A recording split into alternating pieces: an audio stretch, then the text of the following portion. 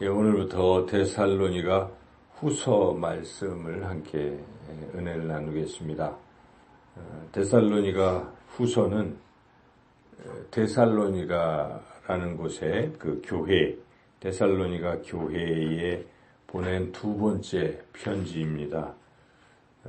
이 편지의 목적은 당시 데살로니가 교회에 팽배하고 있었던 재림에 대한 잘못된 생각들을 고쳐주기 위해서 바울이 보낸 편지, 그런 목적으로 보낸 편지입니다. 데살로니가라는 곳은 어디 있냐면 지금의 그리스의 북부 지역에 있습니다. 그리스가 이제 성경에 보면 크게 마게도냐, 북쪽의 마게도냐와 남쪽의 아가야 두 지역으로 이렇게 나누어져 있습니다. 아가야는 우리가 잘 아는 대로 아가야에 이제 고린도가 위치해 있죠. 그리고 북쪽에는 이 첫 관문이 이제 터키에서 넘어올 때 첫 번째 관문이 빌립보이고 그 빌립보에서 조금 내려가면 데살로니가가 있습니다. 데살로니가는 당시에 이제 로마의 지배를 받고 있었는데 이 로마나 그리스나 이런 그 신화, 우리가 지금 뭐 그리스 신화, 로마 신화 그러지 않습니까? 그래서 그런 신들을 많이 섬기고 있습니다.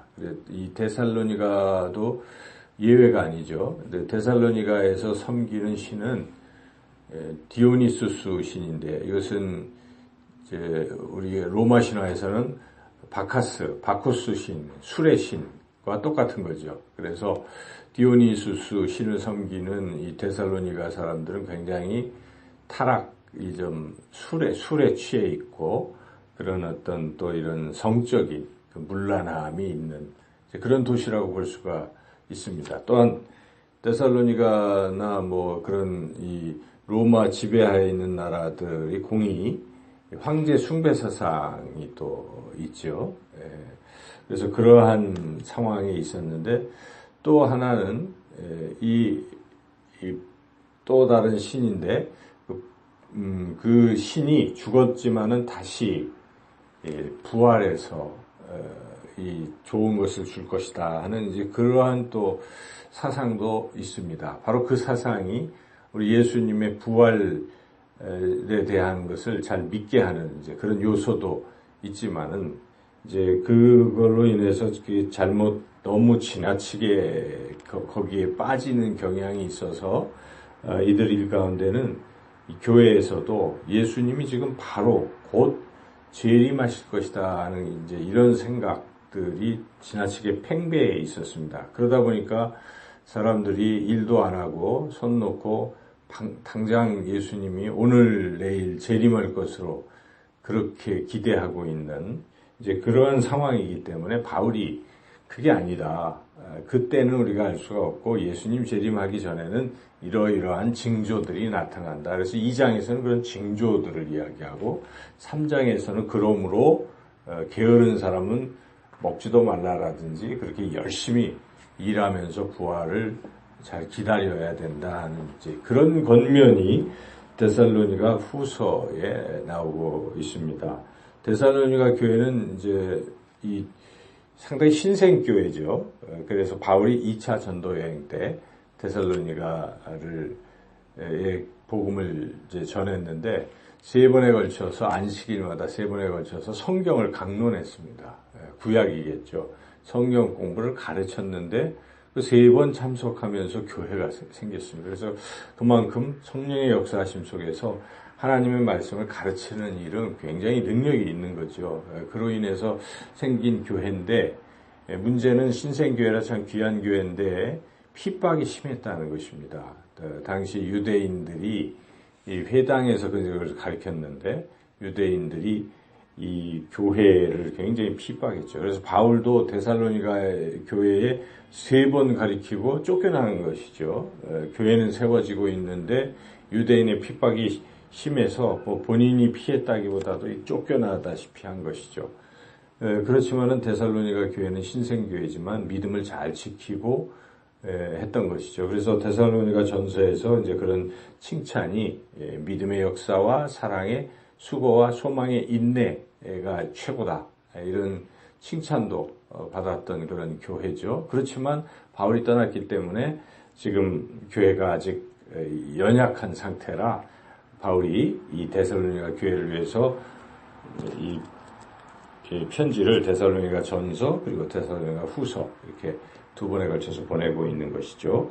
오늘 이제 1장 말씀은 인사 말씀, 또 칭찬하는, 그리고 기도하는 이 세 가지로 이루어져 있습니다. 그래서 전체 12절 중에 1절, 2절은 인사고 또 3절에서 10절까지는 칭찬, 그리고 11절, 12절은 기도, 이렇게 세 가지로 이루어져 있는데 1절, 2절의 그 인사의 핵심은 은혜와 평강이 있기를 바란다, 그런 것이죠. 2절에 보면 하나님 아버지와 주 예수 그리스도로부터 은혜와 평강이 너에게 있을지어다. 그래서 우리가 다른 사람들을 축복할 때는 이런 은혜와 평강이 있기를 바라는 것이죠. 그렇게 있기를 축복하는 것이죠. 은혜와 평강. 그게 굉장히 중요한 것입니다. 은혜와 평강. 은혜, 우리가 예수 그리스도의 은혜로 구원받지 않았습니까? 그러한 은혜, 그리고 이 땅에서 살아가는 것도 다 하나님의 그 은혜입니다. 그래서 하나님께서 우리가 뭘 잘해서 주셨다기보다도 그냥 베풀어 주시는 그 은혜가 있기에 우리가 살아가고 또 소망 가운데 사는 것이죠. 그리고 행복이라는 것의 핵심, 복의 핵심이 무엇인가?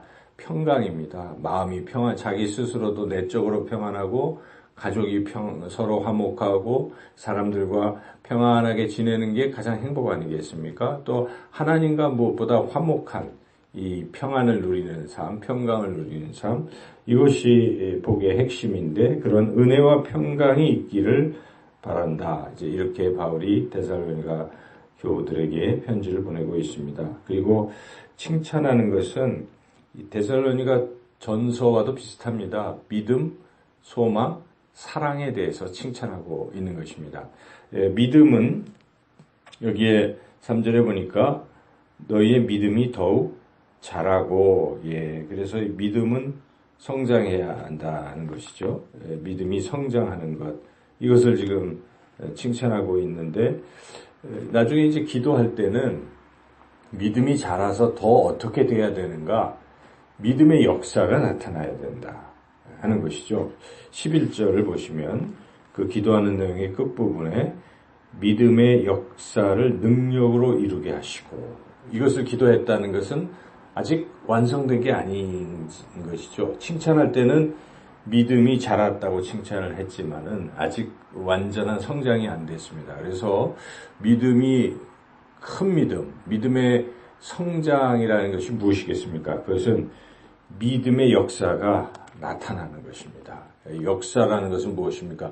믿음대로 일하는 것이 믿음의 역사입니다. 우리가 믿는 것으로 그친다면 안 되는 것이죠. 믿으면 행동으로 옮겨야 된다는 것입니다. 믿으면 순종해야 된다는 것입니다. 결국 믿음의 역사는 믿음으로 행하고 믿음으로 하나님 말씀대로 순종하고 사는 삶이 바로 믿음의 꽃이다라고 볼 때에 우리가 이 순종이라는 게 참 중요하다.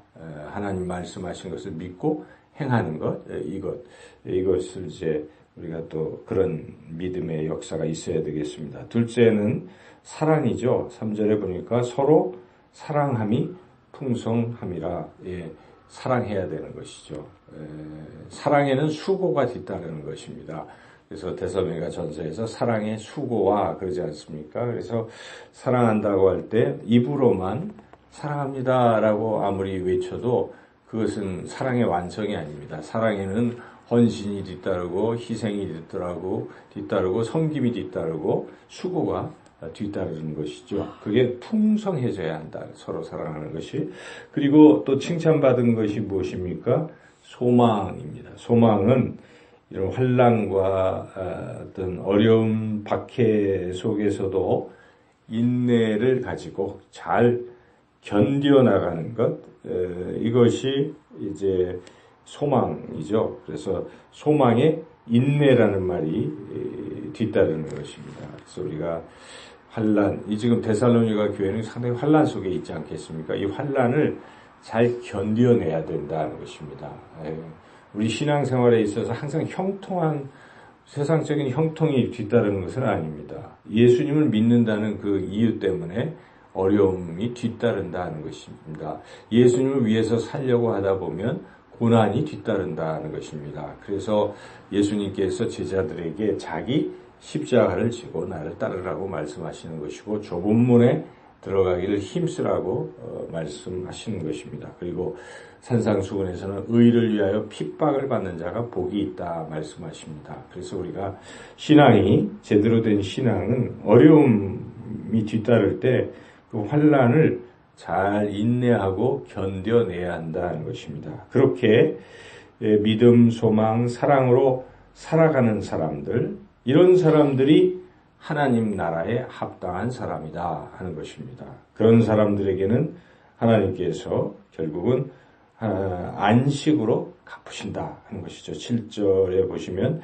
환난을 받는 너희에게는 우리와 함께 안식으로 갚으시는 것이 이렇게 나오죠. 그래서 우리가 그동안 들었던 그런 말씀들입니다. 예수님을 믿고 서로 사랑하고 그리고 소망 가운데 환난을 잘 견뎌내는 사람들에게 하나님께서 안식으로 갚으신다 하는 것이죠. 그러나 반대로 하나님을 모른다든지 또 하나님 말씀에 불순종한다든지 이런 사람들에게는 영원한 멸망의 형벌이 뒤따른다 하는 것이죠. 8절에 보니까 하나님을 모르는 자들과 우리 주 예수의 복음에 복종하지 않는 자들에게 형벌을 내리시리니 이런 자들은 주의 얼굴과 그의 힘의 영광을 떠나 영원한 멸망의 형벌을 받으리로다.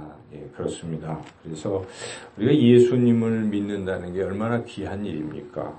그러나 아직도 세상에는 예수님을 믿지 않고 또 예수님을 대적하는 사람들이 많이 있습니다. 이 대한민국에도 6분의 5가 예수를 믿지 않는다는 사실을 우리가 잊지 않고 또한 복음을 전해서 그들이 예수를 믿도록 인도해야 되고 우리 자신은 더욱더 믿음의 역사가 뒤따르고 그리고 사랑의 수고와 또 소망의 인내로 오늘 하루도 그렇게 살아가시기를 주님의 이름으로 축원합니다.